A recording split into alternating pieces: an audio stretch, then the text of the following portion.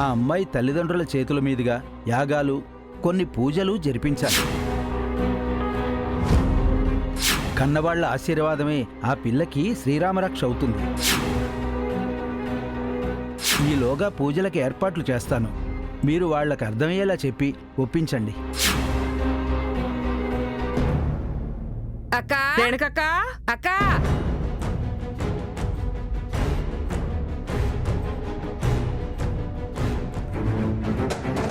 మీరా? ఏంటి ఇలా వచ్చారు? మా అమ్మ నీకు వడ్డీ డబ్బులు ఇమ్మని పంపించింది. ఓసి నీ కొడుపు మాడ, గట్టిగా అరవకండి. రండి.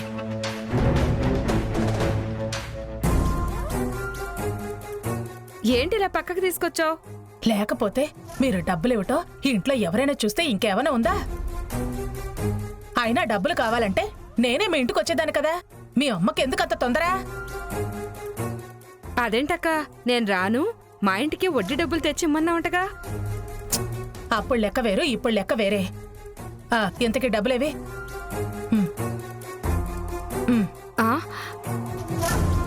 లెక్క పెట్టుకోకుండా లోపల పెట్టుకుంటున్నావేంటి?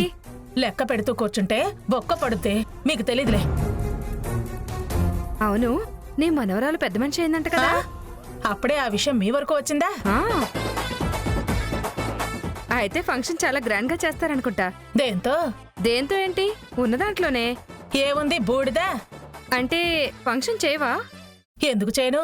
చాపేసి కూర్చోబెడితే చాలదా? ఆ రోజు రాగానే లేవదీసి 4 చెంబులు నీళ్లు పోస్తాను, అంతే. ఫంక్షన్ అయిపోయినట్టే. మరి నీకు అంత కక్కుర్తేంటక్క? ఫంక్షన్ చేసి నలుగురికి భోజనాలు పెడితే మీ మనవరాలకి మంచిది. వాళ్ల వల్ల ఇప్పుడు నాకు జరుగుతున్న మంచి చాలు. చెప్పేవాళ్లుంటే ఎన్నైనా చెప్తారు. నలుగురికి భోజనాలు పెట్టకపోతే నా మనవరాలకు వచ్చిన నష్టం ఏమీ లేదు. కానీ మీరు వచ్చిన పని అయిపోయిందిగా, ఇక బయలుదేరండి. ఈవిడేంటి మరి ఇంత పిసినార్దాన్లా ఉంది?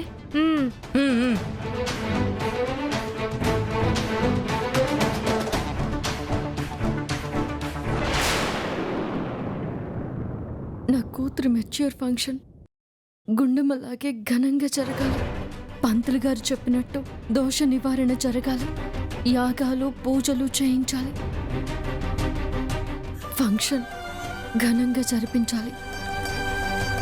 ఆడపిల్ల జీవితంలో మొట్టమొదటిసారి జరిగే శుభకార్యం ఇది.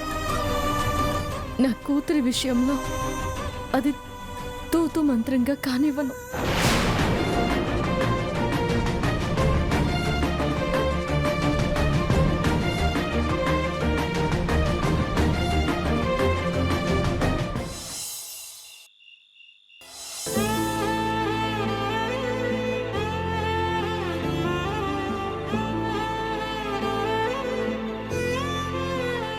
చాపేసి కూర్చోబెడితే చాలదా? ఆ రోజు రాగానే లేవదీసి 4 చెంబులు నీళ్లు పోస్తాను, అంతే. ఫంక్షన్ అయిపోయినట్టే.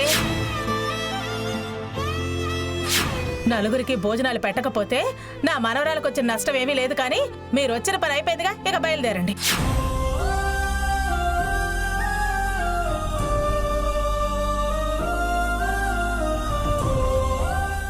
గుండమ్మకు జరిగినట్టే లోకేశ్వరికి కూడా ఫంక్షన్ ఘనంగా జరగాలి. కానీ అన్నింటికంటే ముందు ఈ దోష నివారణ పూజ ఎలా చేయాలి? నా బిడ్డకే ఎందుకిన్ని దోషాలు, ఎందుకిన్ని గండాలు?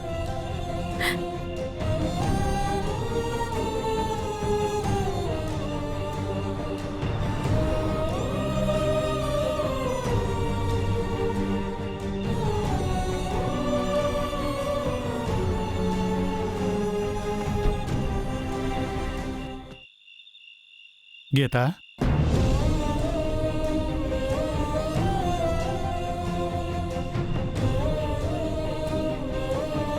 అమ్మా గీత. అన్నయ్య, ఎంతసేపు అయింది నువ్వు వచ్చి? ఇప్పుడే. కానీ ఏంటి ఒంటరిగా ఎక్కడ కూర్చున్నావు? ఏం లేదన్నయ్య. పిలిచినా పలకనంత పరధ్యానంలో ఉండి కూడా ఏమీ లేదంటావేంటమ్మా?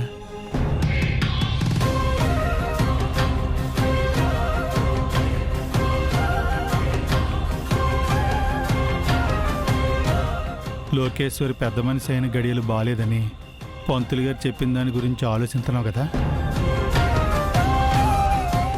అవునన్నయ్య, అందరి ముందు పంతులు గారు చెప్పిన మాటల వరకే మీకు తెలుసు. కానీ దోషం ఎంతటితో నాకు మాత్రమే తెలుసు. ఏంటమ్మా నువ్వు చెప్పేది?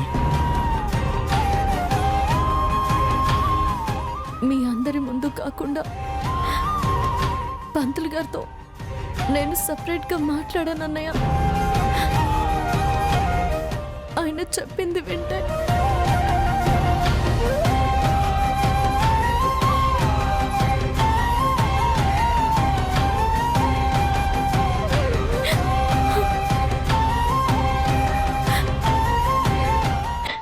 అమ్మా గీత, ఎందుకు ఎడుతున్నా?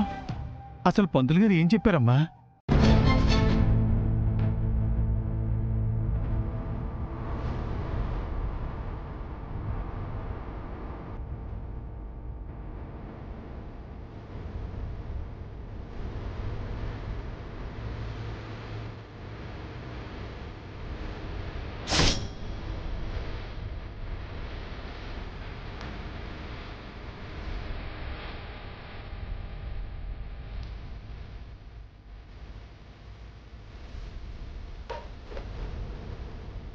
అయితే బావగారు నువ్వు దగ్గరుండి ఆయన చెప్పిన పూజలు యాగాలు జరిపితే దోష నివారణ అవుతుంది కదమ్మా.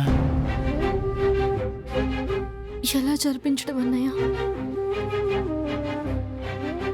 లోకేశ్వరికి ప్రియా శివులు తల్లిదండ్రులు దోషం గురించి చెప్తే పూజ వాళ్ళు చేస్తామంటారు. మేం కూర్చుంటామంటే ప్రియ ఎందుకు ఒప్పుకుంటుంది?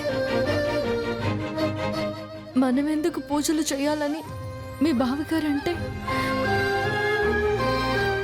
నేనేం సమాధానం చెప్పాలి?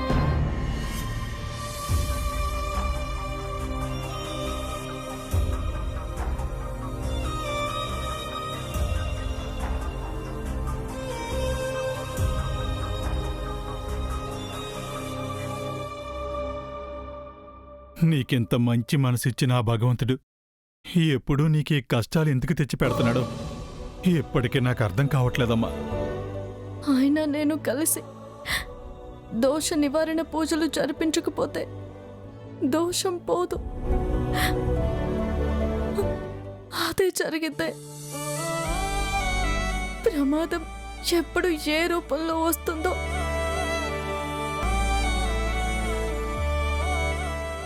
ఎలాంటి ప్రమాదాలను మూటగట్టుకుని వస్తుందో తెలియదు.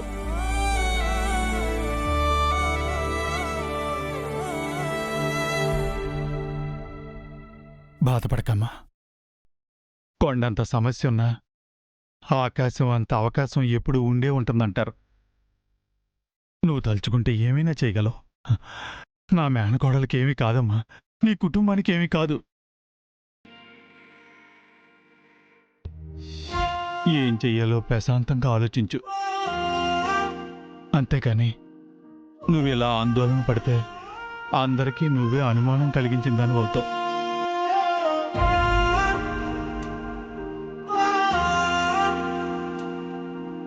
నాకు ఏ ఆలోచన రావడం లేదన్నయ్య. మొట్టమొదటిసారిగా ఏమవుతుందోనని భయంగా ఉందన్నయ్య.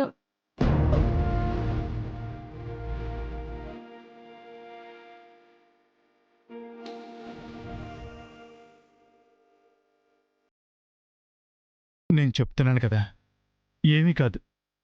ధైర్యంగా ఉండమ్మా.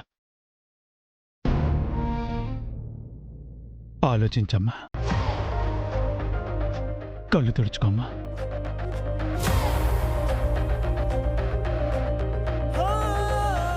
పద.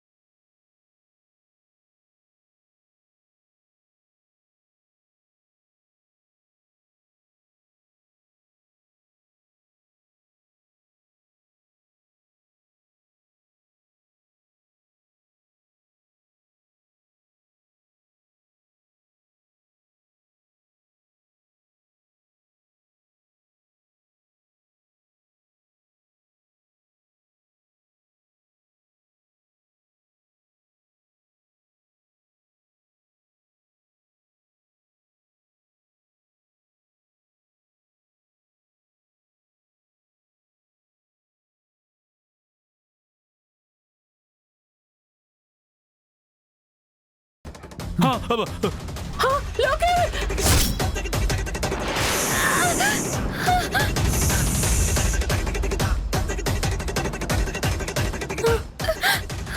లోకేశ్వరి లోకేశ్వరి! లోకేశ్వరి లోకేశ్వరి లోకేశ్వరి లోకేశ్వరి లోకేశ్వరి లోకేశ్వరి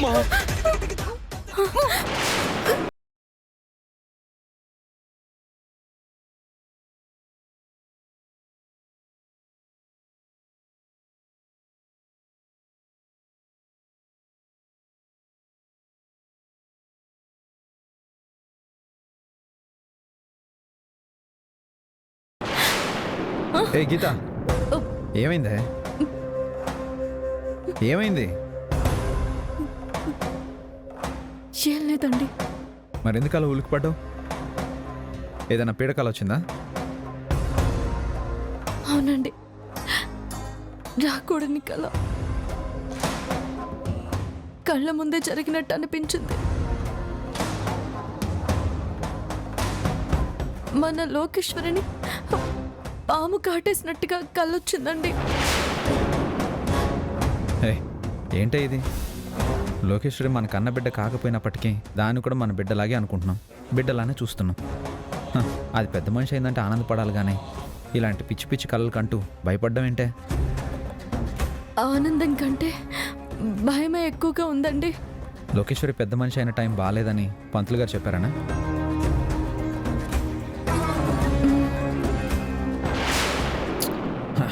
పిచ్చి గీత, పుట్టినప్పుడు ఇలాంటి ముఖ్యమైన సమయంలో చిన్నపాటి దోషాలు అనేటివి అందరికీ ఉంటాయి. దానికి తగ్గ దోష నివారణలు ఏవో ఉంటాయి. పంతులు గారిని అడిగి అవి చేయిస్తే సరిపోతుంది. అవునండి, ఎవరేమనుకున్నా దోష నివారణ ఖచ్చితంగా చేయించాలి. సరే, పంతులు గారిని పిలిపించి అవేంటో తెలుసుకుని శివగాడితో చేయిస్తే అయిపోతుంది. శివతోనా? లేకపోతే నువ్వు నేను కూర్చొని మన చేతుల మీదుగా చేయిద్దామా? చేద్దామా?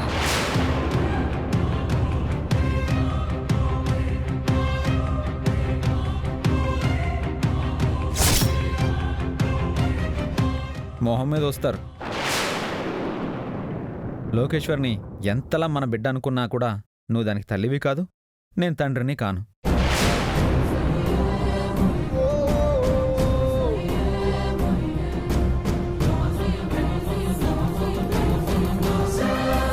కన్నవాళ్ళకంటే పెంచిన వాళ్ళకి మమకారం ఎక్కువ ఉండొచ్చే. మమకారం పెంచుకున్నంత మాత్రాన అధికారం రాదు. లోకేశ్వరి వాళ్ళ కూతురు బాగోగుల గురించి వాళ్ళకి తెలీదా? అంటే వాళ్ళు పంతులు గారు చెప్పిన విషయాన్ని అంతగా పట్టించుకున్నట్టుగా కనిపించట్లేదు. మనం చెప్దాం. అది కాదండి. చూడు, లోకేశ్వరికి ఏం కాదు. నువ్వు అనవసరంగా లేనిపోని భయాలన్నీ పెట్టుకొని ప్రియతో మాట్లాడద్దాం. ఏంటి చెప్పింది అర్థమైందా? పడుకో.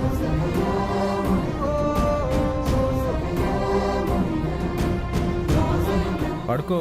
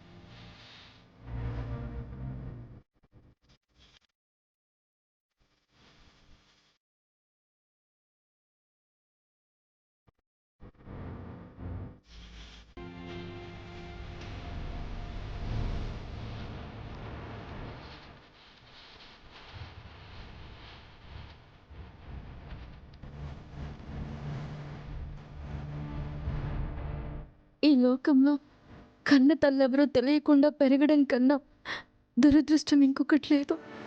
నీకు ఆ దురదృష్టాన్ని ఇచ్చింది నీ కన్న తల్లే. అందుకు నన్ను క్షమించమ్మా.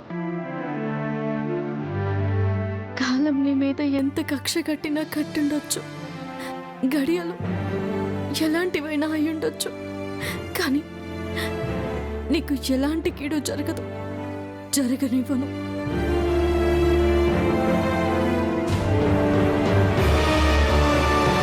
నేను నా ఒడిలో పెట్టుకుని ఆడించలేకపోయాను, కానీ కళ్ళల్లో పెట్టుకుని చూసుకుంటాను తల్లి.